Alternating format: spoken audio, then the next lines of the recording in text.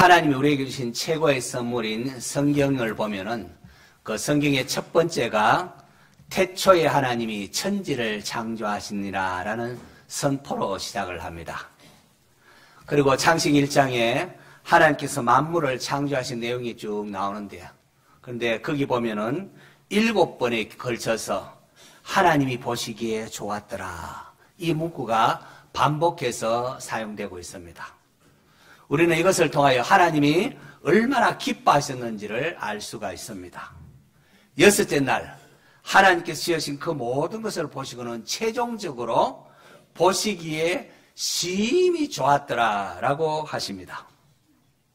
저녁에 지는 아름다운 노를 보면서 여러분은 무슨 생각을 하십니까?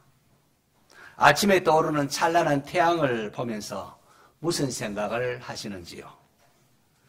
해마다 이제 성경을 원래는 일독하리라 하면서 성경을 보는데 창세기만 읽다가 중도에 하차하는 분도 적지 않을 것입니다. 그런데 창세기 몇 장만 보더라도 창세기 몇 장만이라도 읽은 성도라면은 때를 지어 하늘을 나는 새들을 보거나 바다나 개울가에 물고기가 노니는 모습을 볼 때 이거 하나님이 만드셔서 하나님이 창조하셔서 이런 고백이 있어야 하지 않을까요? 길가에 나뒹구는 돌멩이 하나나 떨어지는 낙엽 하나 속에서도 창조주 하나님의 솜씨를 볼 수 있는 성도 될 수 있기를 바랍니다. 이 창세기의 첫 독자는 시내산에서 하나님과 언약을 맺은 이스라엘 백성들입니다. 모세가 그들에게 창조주 하나님에 대한 말씀을 전할 때에 이것은 그들에게 중요한 것이었습니다. 그들은 세계 최강대국인 애굽으로부터 해방되어 나왔습니다. 그리고 지금 약속하신 가나안 땅으로 가고 있습니다. 가는 길에 아말렉과 같은 이민족들의 위험이 있고 가나안 땅이 역시 이미 아낙 자손과 같은 거인족이 살고 있습니다. 이스라엘은 훈련된 정예 부대도 아니고 좋은 신식 무기를 가지지도 않았습니다. 자, 바로 이러한 이스라엘 백성들에게 가장 요구되는 것은 자기들 지금 인도하고 계신 하나님께서 전능하신 창조주라는 사실을 깨닫는 것이었습니다. 이스라엘을 애굽에서 인도해낸 하나님은 온 우주 만물을 창조하신 전능하신 분이시라는 거죠. 그분이 바로 주인이라는 겁니다. 그렇기에 이스라엘을 애굽에서 해방하실 수 있고 또 홍해도 이렇게 가르시고 하늘에서 만나도 내리시고 메추라기도 몰아오게 하실 수 있다는 거죠. 바로 이러한 창조주 하나님에 대한 믿음이 광야길 가는 그들에게 필요했습니다. 이것은 험악한 세상을 살아가는 오늘 우리에게도 동일합니다. 죄악된 세상, 불확실하고 혼돈스러운 이 세상을 어떻게 살아가야 할까요? 전능하신 창조주 하나님의 사랑 속에 있다는 나 자신을 발견한 것이 얼마나 필요한지 모릅니다. 교회 문을 나서면은 우리 앞에 다가오는 여러 가지 염려, 걱정들 이런 것들을 만났을 때에 나의 하나님은 어떠한 분이신가를 묵상하셔야 됩니다.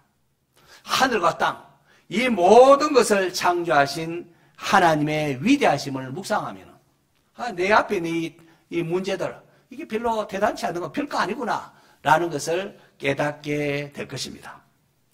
베드로 사도는 말세를 살아가는 교인들을 향하여 너희 염려를 다 주께 맡기라. 이는 왜냐하면 그가 너희를 돌보시기 때문이라. 그가 너희를 돌보심이라 라고 했습니다. 너희 염려를 어떻게 해요? 다 조금이 아니라 다 전부 다 맡기라고 하십니다. 바울 사도도 아무것도 염려하지 말고 다만 모든 일에 기도와 간구로 너희 구할 것을 감사함으로 하나님께 아뢰라. 그리하면 모든 지각에 뛰어난 하나님의 평강이 그리스도 예수 안에서 너희 마음과 생각을 지키시리라 라고 했습니다. 수고하고 무거운 짐진 자들아 다 내게로 오라. 내가 너희를 쉬게 하리라 말씀하신 주님이십니다. 예수님께서 친히 말씀하시기를 공중의 새를 보라. 너희는 이것들보다 귀하지 아니하냐? 들의 백합화가 어떻게 자라는가 생각하여 보라. 오늘 있다가 내일 아궁이에 던지지는 들풀도 하나님이 이렇게 입히시거늘 하물며 너희일까 보냐. 하물며 너희일까 보냐. 그런즉 너희는 먼저 그의 나라와 그의 의를 구하라. 그리하면 이 모든 것을 너희에게 다하시리라. 그러므로 내일 일을 위하여 염려하지 말라. 내일 일은 내일 염려할 것이요 한날 괴로움은 그날의 족하니라 라고 하셨습니다. 한번 따라하겠습니다. 나의 하나님은 전능하신 창조주 하나님이십니다. 전능하신 나의 주 하나님은 능치 못하신 일이 전혀 없으십니다. 나의 하나님은 내 삶의 모든 문제를 능히 해결해 주시는 분이십니다. 아멘.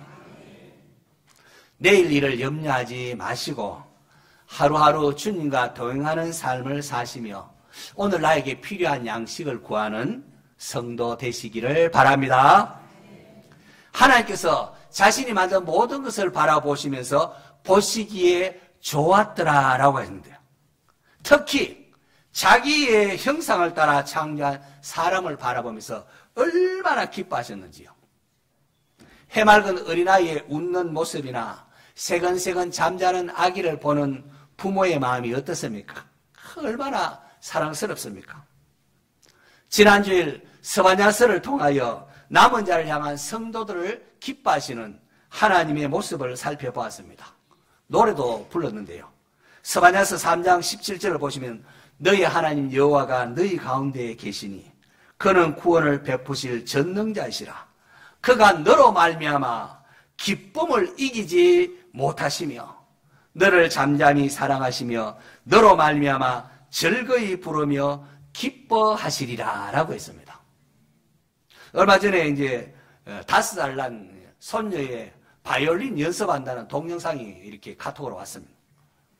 객관적으로 보면 실력이 아주 형편이 없었지만은 우리 부부는 얼마나 예쁜지, 야, 너무 잘한다고 그렇게 날법석을 피웠습니다. 스바냐는 영적인 암흑기에 이 노래를 불렀습니다. 하나님이 너로 말미암아 기쁨을 이기지 못하고 너무 기뻐하신다는 거죠. 세상에는 돈을 사랑하는 사람들로 인하여 가득 찼습니다. 폭력과 불법 등이 난무했을 때 스바냐는 하나님께서 처음 아담과 하와를 지으시고 보실 때에 그때의 마음을 노래한 겁니다. 바로 이것이 불의한 시대를 살아가는 속에서 하나님의 남은 자를 바라보시는 하나님의 마음이고 하나님께서 다시금 회복시킬 우리와의 하나님과의 관계라는 거죠. 여러분, 눈에 넣어도 아프지 않을 자녀, 눈에 넣어도 아프지 않을 것 같은 이 사랑스러운 자녀가 부모를 거역하고 어그러진 길, 잘못된 길로 나갈 때에 부모의 마음이 어떠하겠습니까? 부모의 속이 새카맣게 숫덩이처럼 되어가면서도 이 아이를 바로잡을 수만 있다면 하면서 모든 것을 다 감수하려고 하지 않겠습니까? 바로 이것이 성경이 말하는 하나님의 구속 역사입니다. 하나님께서는 하나님의 말씀을 거역하고 곁길로 나가는 하나님 형상대로 지음받은 인간의 모습을 보면서 앞으로 내가 메시아를 보낼 것이라고 약속한 것이 구약 성경이고 그분이 바로 하나님의 독생자 예수 그리스도이시며 예수님으로 말미암아 하나님의 약속이 성취되고 하나님 나라가 완성되어 가고 있음을 기록한 것이 신약 성경입니다. 그래서 성경 전체가 창조, 타락, 구속, 회복이라는 이런 주제를 가지고 있습니다. 본문으로 돌아서요. 하나님께서 자기 형상을 따라 사람을 만들고 그래서 만물을 다스리는 왕으로 세우셨습니다. 그리고는 자기 형상을 따라 사람을 만드셨는데 자기 형상을 따라 사람을 만들었다는 이 내용 속에는 사람이 하나님과 교제할 수 있다는 그런 대상으로 만드셨다는 의미가 여기에 포함되어 있습니다. 아담과 하와가 범죄했을 때에 하나님께서는 뱀에게 너 왜 하와를 꼬드겼느냐 묻지 않으셨습니다. 하지만 아담과 하와에게는 너 왜 그랬니? 누가 너의 벗었음을 알려주었느냐? 내가 먹지 말라고 한 나무의 실과를 내가 먹었느냐? 라고 물으셨습니다. 그리고 하나님께서는 아담과 하와가 하는 변명도 들으셨습니다. 왜냐하면 하나님께서는 우리 인간을 하나님의 형상으로 왕과 같은 왕으로 세우셨고 또 하나님과 교제할 수 있는 그런 대상으로 삼아주셨기 때문입니다. 하나님은 오늘도 저와 여러분과 교제하기를 원하십니다. 여러분, 우리가 하나님께 무언가를 하나님께 요구할 수도 있고 또 하나님 말씀을 들을 수 있다는 것은 엄청난 은혜입니다. 아담과 하와가 범죄함으로 인하여 그들은 하나님이 두려워서 숨었습니다. 그때 하나님께서는 범죄에 숨어있는 아담과 하와를 찾아오시면서 그들을 위하여 가죽옷을 지어 입히셨습니다. 가죽옷을 지어 입히셨다는 것은 아담과 하와에 의하여 오염된 피조 세계를 하나님 보시기에 좋았던 원래대로 회복하시겠다는 하나님의 의지가 담겨져 있는 것입니다. 하나님께서는 뱀에게 내가 너로 여자와 원수가 되게 하고 내 후손도 여자의 후손과 원수가 되게 하리니 여자의 후손은 내 머리를 상하게 할 것이요 너는 그의 발꿈치를 상하게 할 것이니라 라고 합니다. 그때 아담은 새 희망을 바라보았습니다. 선악과를 따먹으려면 이제는 죽을 수밖에 없는 아담과 하와였습니다.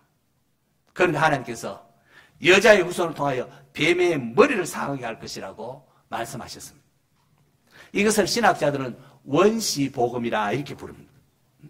하나님께서 여자의 후손을 보내실 것이라는 그 메시아를 예고하셨다는 거죠.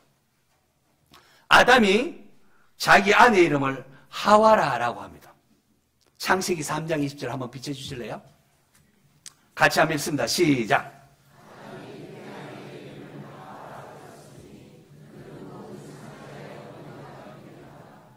이 원시복음을 들은 아담은 아내 이름을 하와라, 그의 아내 이름을 하와라 불렀습니다.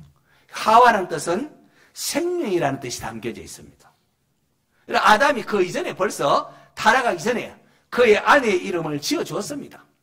그 이름이 무엇인지 창세기 2장 23절 한번 볼까요? 시작.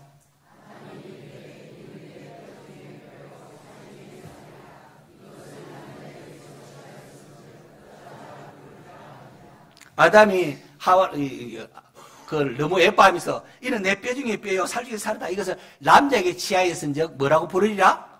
여자라 하리라고 이렇게 이름을 정했습니다.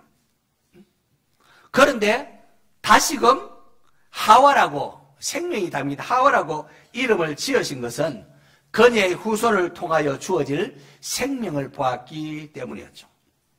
하와가 이후에 아들을 낳고는 그의 이름을 가인이라 부르고는 내가 여호와로 말미암아 득남하였도다라고 그렇게 외쳤습니다.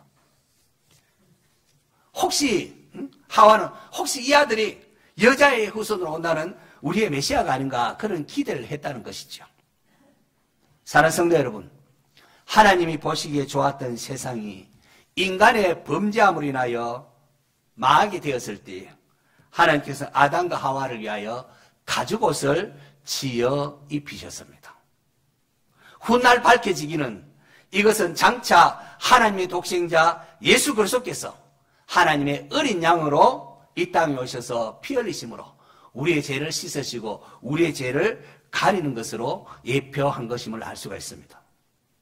우리가 은혜라 하면은 우리가 은혜 하면은 사업이 잘 되고 건강하고 좋은 직장 가지는 것이라 그렇게 생각을 하는 경향이 있습니다. 물론 그것도 은혜일 수가 있습니다. 하지만 보다 근본적으로는 하나님의 은혜가 임하면은 나의 더러움이 보입니다. 나의 더럽고 추한 모습이 보이는 것이 은혜라는 사실을 아시는지요? 왜냐하면은 하나님께는 우리가 가진 재산이 얼마냐, 직장이 뭐냐 이게 중요한 게 아닙니다. 하나님께는 우리가 얼마나 예수 그리스도의 모습을 닮아가느냐 이게 중요합니다. 우리의 인격이 그리스도의 장성한 분량으로 자라나는 것에 하나님은 가장 큰 관심을 가지고 있습니다. 말씀이 우리의 심령에 비춰질 때에 나의 죄됨을 발견하는 것이 은혜의 시작입니다. 우리가 살아서는 누구 때문에 누가 잘못하고 이렇게 하더라도 하나님 성령이 우리 심령에 쫙 비추면 아이고야, 문제는 누구라? 나 자신이라는 것을 깨닫게 돼. 나의 더러움을 발견하고 오라 하면서 부르짖게 됩니다. 말씀이 우리 심령에 비추어져서 나의 죄됨을 발견하는 것이 은혜의 시작입니다. 그래서 예수 그리스도를 찾게 되고 하나님의 도움을 찾게 되고 예수 그리스도의 피로 재시성을 받고 새로워지는 것, 바로 이것이 진짜 은혜입니다. 물론 말씀이 선포되어지고 자신의 죄가 노출된다고 해서 모두가 회개하고 새로워지는 것은 아닙니다. 이게 두 가지 인생의 상반길로 나누어집니다. 자신의 죄가 노출될 때에 하나님 나는 죄인입니다. 하나님 살려주세요. 회개함으로 하나님을 찾음으로 예수 믿고 하나님 나를 유업으로 물려받는 사람이 있는가 하면 내가 뭐가 잘못됐고 나를 치느냐 하면서 도리어 말씀을 대적하는 사람이 있습니다. 그래서 알곡과 죽정이가 이렇게 나누어집니다. 마음이 정직하지 못한 자, 올바르지 못한 자는 교만함으로 망할 것이고 의인은 믿음으로 말미암아 살게 된다는 거죠. 이게 이제 하박국서의 가르침 아닙니까? 목회하면서 삶의 문제로 힘들어하는 교우들이 많은데 이 교우들로 인하여 제가 잠이 오지 않은 적이 많았습니다. 교인들의 삶의 무게, 무슨 어떤 문제 하면 목사의 어깨를 막 짓누릅니다. 하나님 너무 무겁습니다. 아무개 집사님의 가정, 아무개 교우님의 가정의 문제 좀 빨리 좀 해결해 주세요 라고 외치기도 했습니다. 물론 지금도 새벽에 나와서 또 여러분을 위해서 기도는 하고 있습니다. 그런데 사랑하는 우리 성도들에게 꼭 알려주고 싶은 말이 있습니다. 신명기 33장 29절의 말씀입니다. 우리 같이 하면 읽습니다. 시작!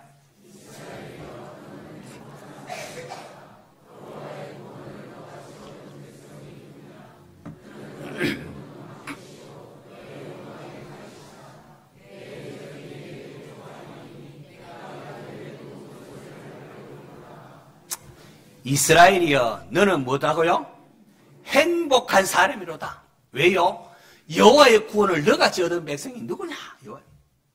모세가 죽기 전에 이스라엘 백성들에게 마지막으로 한 말입니다. 이스라엘이여 너는 정말로 행복한 사람이로다. 우리 생각에는 당대 최강대국인 문명국인 애굽 사람들, 그 애굽 사람이 애굽에서 화롭게 살아가는 사람들 보면서 집도 좋고 그런 사람들 보면서 너희들은 참 행복한 사람이구나 라고 말할 것 같습니다. 그런데 그렇지 않습니다. 모세는 애굽 사람을 향하여 너희는 참 행복한 사람이구나 라고 하지 아니하고 광야길 걸어가는 고생하고 있는 이스라엘 백성들을 향하여 너는 행복한 사람이로다 라고 했습니다. 왜 그랬을까요? 왜 그랬을까요? 이스라엘은 하나님의 택하심을 입은 백성으로 하나님의 보호하심과 간섭 속에 살아가기 때문입니다. 부모가 없이 자기 마음대로 하고 싶은 대로 살아가는 아이를 우리는 고아라 그렇게 부릅니다. 부모가 나를 좀 내버려 두었으면 좋겠다라고 말하는 자녀를 볼 때 우리는 그것이 얼마나 어리석은 말인가를 압니다. 남의 자식이 어찌됐든 관심을 기울이지 못한다 할지라도 자신의 자녀만큼은 그렇게 할 수 없는 것이 부모의 마음입니다. 잘하면 조금만 잘하면 기뻐하고 잘못하면 야 그러면 안 되지. 그래도 안 되면 나중에는 매라도 들지 않습니까? 이스라엘이 왜 광야길을 가면서 고생을 했습니까? 왜 그냥 편한 길로 해변길로 쭉 가면 몇 줄 만에 가나안 도착할 것인데 40년 동안의 광야를 험한 광야길을 걷게 하신 것입니까? 무엇이 그들에게 잘못되었는지 무엇이 문제 있는지 깨닫게 하려고 믿음으로 사는 게 무엇인지 백성들에게 가르쳐주기 위함이었습니다. 하나님께서는 택한 백성들에게 사람이 떡으로만 사는 것이 아니라 하나님의 입으로 나오는 모든 말씀으로 사는 것임을 가르치고 싶었던 겁니다. 말씀에 순종하는 것이 생명이라는 거예요. 이렇게 함을 통하여 마침내 이스라엘에게 복을 주려 하심이었습니다. 모세는 한때 바로의 딸의 아들로서 부귀영화를 누리며 살았습니다. 그는 자신이 이스라엘 백성이라는 사실을 감추고 그냥 애굽의 왕자로서 행시하면서 일평생 살 수 있었습니다. 하지만 그는 애굽의 그 금은 보화보다도 하나님의 백성과 함께 고난받는 것을 택했습니다. 왜요? 상 주시는 이심을 바라봅니다. 그게 더 큰, 진짜 더 좋은 상을 받을 것이라 믿었기 때문입니다. 하나님께서 일하는 모습을, 야, 너 정말 대단하구나, 당장에 높이지를 않으셨습니다. 오히려 40년간 미디안 광야에 양을 치게 만들므로 철저히 자신을 부수게 하셨습니다. 이러고 보면 여러분, 우리가 하나님 일을 할 때도 내 힘으로 하려고 하다가는 하나님께서 낮추시는 것을 경험할 수밖에 없습니다. 이건 뭐 다 그렇습니다. 엘리야조차도 자기가 뭐 대단한 줄 알고 했다가 나중에 나는 선조보다 낫지 못합니다. 그러지 않습니까? 하나님이 야, 너 왜 그러냐? 묻기까지 하셨습니다. 하나님이 하십니다. 때가 참에 하나님께서는 모세를 다시금 부르셔서 40년을 출애굽의 지도자로 일하게 하십니다. 노예 근성이 몸에 아예 배어 있습니다. 그러면서 고집은 황소와 같은 백성들, 문제 조그만 문제 있으면 불평하고 원망을 하고 우리는 안 돼. 늘 그랬습니다. 그런 백성을 이끌고 40년간 인도한다는 게 여러분 쉬웠을까요? 그런데 철저히 낮아진 모세의 온유함은 정말 놀라웠습니다. 모세였기에 그렇게 이스라엘 백성들을 이끌고 간 것 아니겠습니까? 죽음을 앞둔 모세의 마지막 고백을 보십시오. 내가 괜히 이스라엘 백성이라고 했구나. 차라리 그냥 애굽의 왕자로서 한평생 호요식하며 살 것을 후회했습니까? 그렇지 않습니다. 그렇지 않습니다. 오히려 이스라엘이여, 너는 행복한 사람이로다. 너는 행복한 사람. 여호와의 구원을 너같이 얻은 백성이 누구냐라고 했습니다. 모세는 행복이 무엇인지에 대하여 깊이 알았던 사람입니다. 우리는 뭐 재산이 많거나 높은 지위에 오른 사람을 행복한 사람이다라고 생각하지만은 그게 아니라는 거죠. 행복한 사람은 하나님의 택하심을 받고 하나님의 보호와 간섭을 받는 자들입니다. 믿습니까? 하나님의 택하심을 받고 하나님의 보호와 간섭받는 자들이 복된 사람입니다. 자신이 하나님의 사랑 속에 있다는 사실을 발견하는 자보다 더 행복한 사람은 없습니다. 모세는 죽음을 앞두고 이스라엘 백성들에게 이것을 알리고 싶어 했습니다. 너희들이 얼마나 행복한 사람인가 아느냐? 여호와의 구원을 너같이 얻은 백성이 누구냐? 사랑하는 성도 여러분, 아무리 세상에서 부하고 권력을 가지고 건강하게 떵떵거리며 산다 할지라도 하나님의 택하심을 입지 못한 자라면 가장 불쌍한 자가 되고 맙니다. 하나님께서 이 시간 여러분에게 말씀하십니다. 아무개 권사야, 아무개 집사야, 아무개 성도야, 너는 행복한 사람이란다. 믿습니까? 하나님의 눈동자는 예수님을 영접한 하나님의 자녀들이겠습니다. 아무리 많아도 자기 자녀에게 관심이 보이듯이 하나님 관심은 하나님의 백성, 하나님의 자녀들이 있습니다. 예수 믿는 성도들이 있습니다. 하나님의 보호하심과 간섭을 싫어하지 마십시오. 하나님께서 우리를 연단시키는 것은 하나님 나라의 유업을 받기에 합당한 사람으로 만들기 위함입니다. 자신이 행복한 사람인 줄도 모르고 내 팔자가 왜 이러냐 하면서 불평만 하고 원망만 하고 살아간다면 얼마나 어리석습니까? 자신이 백조인 줄 알지 못하고 살았던 그 미운 오리 새끼 마냥 하나님의 사랑받는 자녀라는 이 존귀한 신분도 알지 못하고 신세타령하며 살아가고 있지는 않습니까? 새벽에 기도하면서 제 마음에 예전에 쿵 하며 떠오른 말씀이 있습니다. 그것은 하나님께서 우리 교우들의 각 가정을 하나님께서 이렇게 만지시고 사랑으로 간섭하는데 우리 교우들이 그것을 깨닫지 못하고 있지는 않는가 자신이 지금 얼마나 사랑받고 있는지 깨닫지 못하고 있지 않는가 하는 겁니다. 존귀하나 깨닫지 못하는 사람은 멸망하는 짐승 같도다라고 했습니다.